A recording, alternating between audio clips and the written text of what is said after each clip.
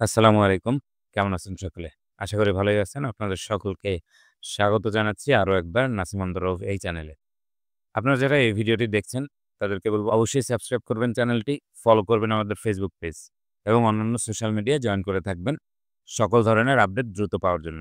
এই ভিডিওটি যারা দেখতে এসেছেন তারা জানি অবশ্যই আপনারা নেপালে যাওয়ার জন্য, হয় ঘুরতে যাওয়ার জন্য, এম্বাসি ভিজিট করতে যাওয়ার জন্য অথবা অন্য কোনো কাজে যাওয়ার জন্য এই ভিডিওটি দেখতে এসেছেন। আমি আপনাদেরকে সর্বোচ্চ লেভেলে হেল্প করব এই ভিডিওতে। ইনশাআল্লাহ চলুন শুরু করা যাক। আপনারা যারা এই ভিডিওটি দেখছেন অবশ্যই এটা সত্যি কথা যে আপনারা নেপালে যেতে খুব ইচ্ছুক এবং সেফলি কিভাবে আপনারা এয়ারপোর্ট পার হয়ে চলে যাবেন এবং এয়ারপোর্টে কোনো ধরনের ঝামেলা ফেস করতে হবে না। সুন্দরভাবে চলে যেতে পারবেন প্রফেশনাল ওয়েতে। ইভেন আপনাদের কোনো ধরনের যেন হ্যাসেল পোহাইতে না হয় যাওয়ার ক্ষেত্রে। কারণ অনেকেই জানেন, ইভেন আমিও জানি যে ২০ তারিখে ৪৮ জনের মতো বা তারও উপরে অফলোড হয়েছে। অফলোড হওয়ার কারণ কি সেটা কিন্তু কেউ সেভাবে বলতে পারে। তো সেই জায়গা থেকে আমি চিন্তা করলাম যে আপনাদের সঙ্গে এটি শেয়ার করা উচিত। প্রথমত আপনারা যখন নেপালে যেতে যাবেন, নেপালে আপনাদের জন্য কোনো ধরনের ভিসা লাগে না। একটা ইটিএ লাগে।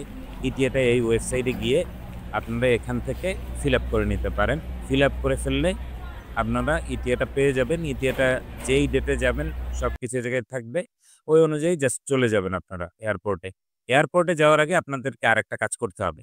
সেটা হচ্ছে আপনাদেরকে একটা পেইড বুকিং নিতে হবে যে যেকোনো একটা হোটেলের একটু লোয়ার ক্লাস হোটেল নেন, কোনো সমস্যা নাই। তবে আ অনলাইন থেকে একটা পেইড বুকিং নিবেন। এরপরে আপনারা চলে যাবেন এয়ারপোর্টে। এখন তারপরেও অনেকে আছে কারো বয়স কম, কাউকে দেখতে স্মার্ট লাগে না, কাউকে দেখতেই মনে হয় যে একটু হয়তোবা অন্য কোনো কাজ করে। অনেকে আছেন যে ব্যবসায় অনেক নিজে খেটে কাজ করেন, রোদে দৌড়াদৌড়ি করেন, চেহারাটা একটু পুড়ে গেছে। দেখতে খুব একটা এ মানে হিজিবিজি লাগতেছে নিজেকে।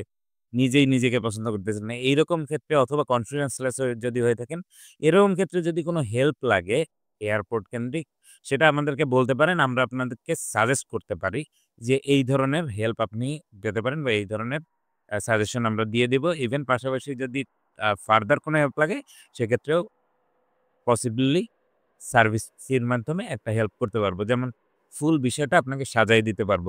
কি নিয়ে আপনি যাবেন, কিভাবে যাবেন, এইসব কিছু। কিভাবে ও জায়গায় কথা বলবেন, এইসব কিছু আপনাকে বলে দিব। সেজন্য একটা সার্ভিস ফি নেয়া হয়। যাই হোক। এটা তো গেল আমাদের সার্ভিস ফির বিষয়। কিন্তু আপনারা যদি যেতে চান তাহলে সুন্দরভাবে আগে ইটিএ ফিল আপ করেন। ইটিএটা ফিল আপ করে চলে যান। যদি ফ্রেশ পাসপোর্ট একদম নতুন হয়ে থাকেন, এবারই ১ম যদি হয়, তাহলে আপনার গিয়ে কোন ধরনের পেমেন্ট লাগবে না। এর পরবর্তীতে যতবারই যাবেন আপনার ৳১৩,০০০ র উপরে পেমেন্ট লাগবে।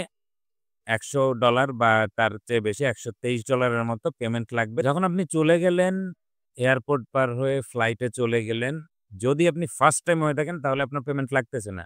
কিন্তু $১০০ এর উপরে পেমেন্ট লাগবে যখন আপনি 2nd টাইম, 3rd টাইম যাবেন তখন ওই বিমানবন্দরে মানে কাঠমান্ডু বিমানবন্দরে গিয়ে আপনার পেমেন্ট দিতে হবে। পেমেন্ট দিতে হবে কত? $১০০ উপরে। $১০০ এর উপরে আপনাকে পে করতে হবে। এটা 2nd টাইম থেকে। এছাড়া ১ম টাইমে যারা যাবেন তাদের কোন ধরনের পেমেন্ট লাগবে না। এখন অনেকেই বলতে পারেন যে, "ভাই নেপালে এমন কি যে আমাদেরকে অফলোড করে দিবে বা অফলোড করার সম্ভাবনা আছে বা অফলোড করে দিচ্ছে?" নেপাল বেসিক্যালি কিচ্ছুই না। নেপালে তো একজন নাগরিক হিসেবে আমার যাওয়ার দায়িত্ব। কেন অফলোড করে দিবে আমাকে বিমানবন্দর? এটা আসলে প্রিভিয়াস সরকারের আমলে এরকম একটা হ্যাসেল সিস্টেম করে ফেলছে। এটাকে তারা বলে যে ওদিক থেকে চলে যায়। এছাড়া সত্যি কিছু কমপ্লেইনও আছে যে ওইদিকে যাওয়ার পরে ওখান থেকে অবৈধভাবে অন্যান্য দেশে চলে যায়। ইভেন সেইটা নিয়ে অনেক ধরনের প্রবলেমে পড়ে আমাদের দেশের গভর্নমেন্ট। এরকম প্রবলেমও আছে। ইভেন এছাড়াও প্রবলেম যেটা যে আগে থেকে ক্রিয়েট হয়ে আছে, এ জায়গায় সিস্টেমটাই ডিফারেন্ট। ঢুকতে গেলেই আপনি কেন যাবেন, এই যাবেন এই ধরনের প্রশ্ন করলে অনেকে ঘাবড়ে যায়। বৈধভাবে সবকিছু থাকে না, পেইড বুকিং থাকে না, তখন দেখা যায় আটকে দেয়। তো এই বিষয়গুলো আপনারা মেইনটেইন করলে আপনারা যেতে পারবেন।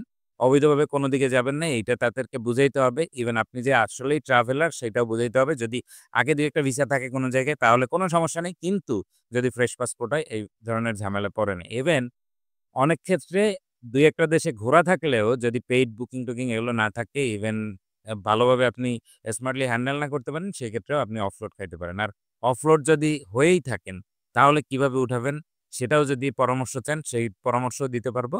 আপনারা যোগাযোগ করবেন, কথা বলবেন, ইনশাআল্লাহ কথা হবে আপনাদের সঙ্গে। সো আজকের ভিডিও এ পর্যন্তই। সকলে ভালো থাকবেন, সুস্থ থাকবেন। নেপাল নিয়ে অনেক কোয়েশ্চেন করছিলেন। আজকের এই ভিডিওতে আশা করি বুঝাতে পেরেছি। বাকি কোনো কোয়েশ্চেন থাকলে কমেন্টস করবেন অথবা আমাদেরকে WhatsApp এ জানাবেন। আমরা আপনাদেরকে WhatsApp এ উত্তর দেওয়ার চেষ্টা করব। আসসালামু আলাইকুম। আল্লাহ হাফেজ।